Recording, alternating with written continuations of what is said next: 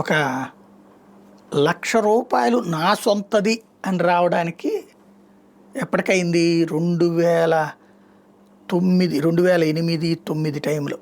ఇది సాక్షి ఛానల్ లైన్లోకి వచ్చే ముందు మా టీవీ 9లో మాకు శాలరీ ఎప్పటిదాకా ఉన్నది. అప్పుడు 25,000 శాలరీ. అంటే నేను వైజాగ్ నుంచి తిరుపతి వెళ్ళేటప్పుడు నా శాలరీ అంతకుముందు 17,500 ఉంటే 25,000 చేశారు.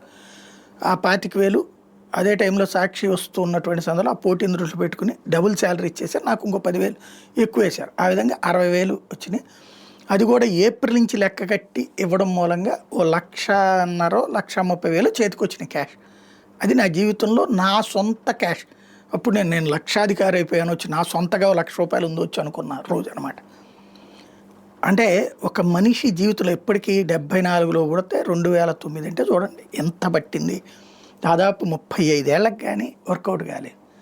అట్లాంటిది కొంతమంది అదృష్టం, అంటే పుట్టుకతోనే కోటీశ్వరుల పిల్లలు, పుట్టుకతోనే లక్షాధికారుల పిల్లలు లక్షాధికారులు కావడం ఇది వేరు. కొంతమంది వ్యక్తుల సంపాదన నేను ఈర్ష్యపడను, ద్వేషించను. వాళ్ళ అదృష్టం ప్లస్ వాళ్ళ కృషి అనుకుంటా.